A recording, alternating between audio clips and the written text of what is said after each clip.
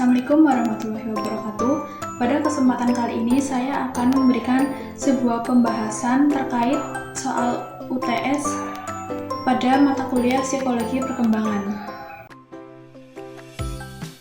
Pengertian psikologi perkembangan. Psikologi perkembangan adalah bidang studi psikologi yang mempelajari perkembangan manusia dan faktor-faktor yang membentuk perilaku seseorang sejak lahir sampai lanjut usia.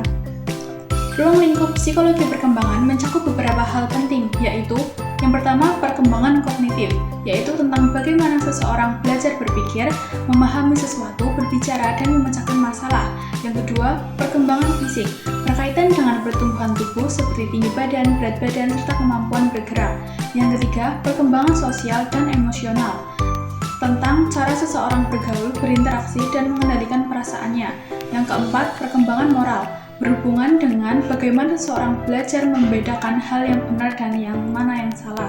Yang kelima, perkembangan karir dan identitas, tentang proses mengenal diri sendiri, menentukan cita-cita dan arah hidup. Faedah belajar psikologi perkembangan antara lain, yang pertama, memahami bagaimana anak tumbuh dan berkembang di setiap tahap usianya. Yang kedua, membantu seseorang bergaul dan berinteraksi dengan baik di lingkungan keluarga, sekolah, maupun masyarakat. Yang ketiga, mengarahkan perilaku agar sesuai dengan tahap perkembangan individu. Yang keempat, membantu memahami perbedaan perkembangan orang lain serta bisa menempatkan diri dengan tepat. Yang kelima, menumbuhkan rasa tanggung jawab sesuai tahap perkembangan. Yang keenam, membantu dalam membimbing anak agar proses pendidikannya berjalan dengan baik. Yang ketujuh, memahami cara mengembangkan kemampuan dan potensi diri sesuai kebutuhan. Pertumbuhan adalah proses bertambahnya ukuran tubuh seseorang seperti tinggi, berat badan, atau panjang tulang. Pertumbuhan dapat diukur secara nyata dengan angka atau ukuran fisik. Contohnya, anak yang awalnya tingginya 100 cm menjadi 120 cm, atau berat badannya bertambah dari 20 kg menjadi 25 kg. Perkembangan adalah proses perubahan menuju kedewasaan, baik dari segi kemampuan berpikir, emosi, maupun sikap. Perkembangan tidak selalu bisa diukur dengan angka, tetapi dilihat dari perilaku dan kemampuan seseorang. Contohnya, anak yang dulu belum bisa membaca, kini sudah lancar membaca. Tahap-tahap perkembangan individu adalah proses perubahan yang dialami manusia dari lahir sampai dewasa. Secara umum, tahapannya yaitu yang pertama, pada masa bayi usia 0-2 tahun. Pada tahap ini, anak mulai belajar mengenali lingkungannya, belajar berjalan, berbicara, dan mengenal orang di sekitarnya. Yang kedua, pada masa kanak-kanak awal, usia 2-6 tahun, anak mulai aktif, suka bermain, dan mulai belajar hal-hal dasar seperti berhitung, berbicara, dan serta mengenal aturan sederhana. Yang ketiga, masa anak-anak akhir, yaitu usia 6-12 tahun. Anak-anak mulai masuk sekolah, belajar bersosialisasi, bekerja sama, dan mulai memahami tanggung jawab. Yang keempat, pada masa remaja usia 12-18 tahun. Terjadi banyak perubahan fisik dan emosi. Remaja mulai mencari jati diri, belajar mandiri, dan membentuk kepribadian. Yang kelima, masa dewasa, awal usia 18-40 tahun. Individu mulai fokus pada pekerjaan, membangun hubungan serius, dan mencapai kemandirian. Yang keenam, masa dewasa tengah, yaitu usia 40-60 tahun. Pada tahap ini, seseorang sudah stabil secara emosional dan ekonomi, serta mulai fokus pada keluarga dan karir. Yang ketujuh, masa lanjut usia, yaitu 60 tahun ke atas. Fisik mulai menurun, namun biasanya lebih bijak dan banyak memberikan nasihat atau pengalaman hidup. Kecerdasan artinya kemampuan seseorang untuk berpikir, memahami sesuatu, memecahkan masalah, dan menyesuaikan diri dengan lingkungannya. Orang yang cerdas bukan hanya yang pandai di sekolah, tetapi juga bisa menggunakan pengetahuannya dengan baik dalam kehidupan sehari-hari.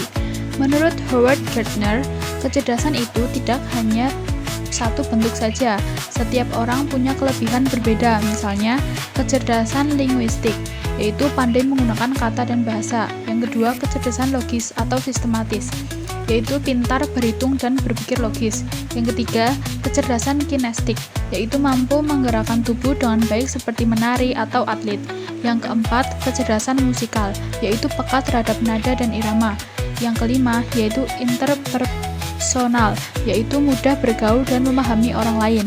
Yang keenam, kecerdasan intrapersonal, yaitu memahami diri sendiri dengan baik.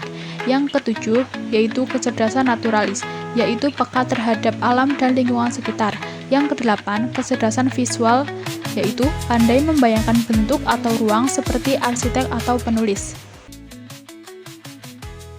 Perkembangan kognitif adalah proses bagaimana seseorang belajar berpikir, memahami sesuatu, mengingat, dan memecahkan masalah.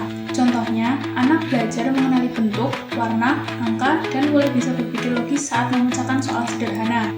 Perkembangan bahasa adalah proses seseorang belajar berbicara, memahami kata, dan menggunakan bahasa untuk berkomunikasi. Contohnya, anak yang awalnya hanya bisa mengucapkan satu kata, lama-lama dapat membuat kalimat lengkap dan berbicara dengan benar.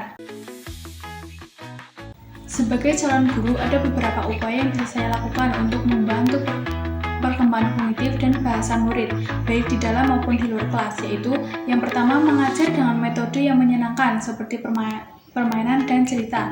Yang kedua, melatih murid berpikir secara kritis lewat pertanyaan dan diskusi.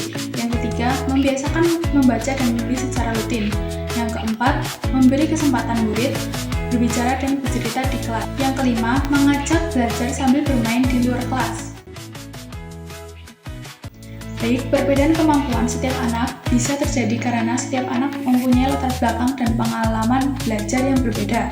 Misalnya, ada anak yang sejak kecil sering diajak berbicara dan membaca, jadi kemampuan bahasanya itu lebih cepat berkembang. Sementara, anak lain mungkin membutuhkan waktu lebih lama karena kurang mendapatkan stimulasi atau dukungan dari lingkungannya. Jadi, perbedaan ini tuh hal yang alami, bukan berarti ada anak yang lebih baik atau lebih buruk. Sebagai calon guru, saya akan memahami bahwa setiap anak itu unik. Saya akan memberikan perhatian sesuai kebutuhannya masing-masing. Misalnya membantu anak yang kesulitan belajar dengan cara yang lebih sabar dan menyenangkan, serta memberi kesempatan anak yang sudah bisa untuk mengembangkan kemampuannya lebih jauh. Baik, itu saja yang dapat sampaikan mengenai pembahasan terkait soal UTS untuk mata kuliah psikologi perkembangan. Kurang lebihnya mohon maaf. Terima kasih. Wassalamualaikum warahmatullahi wabarakatuh.